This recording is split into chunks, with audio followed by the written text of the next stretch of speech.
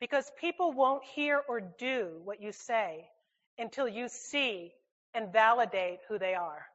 Now, before we could write for any soap opera, we had to study something that is called the ShowBible. The ShowBible is a history of everything that's ever happened on the show. How many times a character was married, how many times they died and came back to life, who has an evil twin, all of those things were in the ShowBible. The thing is, everyone has their own ShowBible. Their actor type, their personal history, their experiences, what triggers them, the clay that covers them. This is all in their ShowBible. And unfortunately, I was paid to study the ShowBible of the show. We do not study each other's ShowBibles. We don't take that time. And that's where sometimes our communication gets lost, because people won't hear or do what you say until you see and validate who they are. People won't hear or do what you say until you see and validate who they are. So knowing what your actor type is, then you want to study what other people need, how you can validate their type, how you can see them.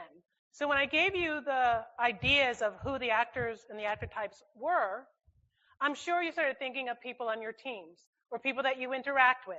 Oh, they're like this or they're like that. So I want to give you a little bit of tips on how you can interact with the different actor types.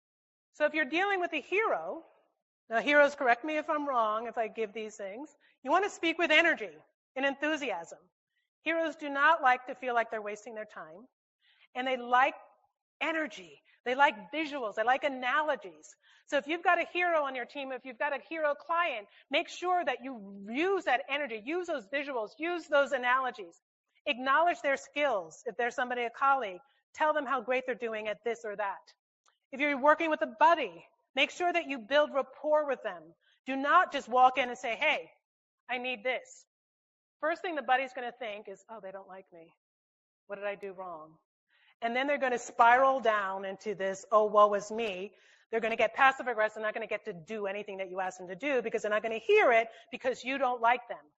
Build rapport. Get them involved. Ask them to do things. Ask their opinion. They love to be involved. They love to collaborate.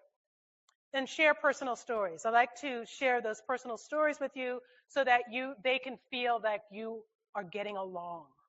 Then we have our whiz kid. Of course, with a whiz kid, you have to be very clear, very specific, very organized. Every T needs to be crossed. Every I needs to be dotted. And if you make a mistake, that whiz kid is just going to judge you, and they're just going to think, you're an idiot.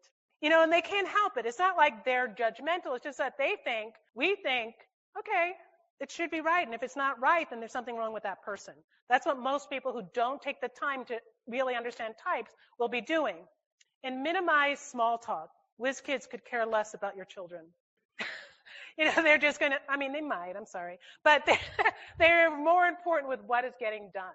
And then lastly, similar to the whiz kid and some of the superhero, you want to get to the point quickly. I don't need to know how the widget is made. I don't need to know the ingredients or the everything else. All I want to know is, does that widget work? If it works, great. Let's go with it. So do not give the superhero any more than that.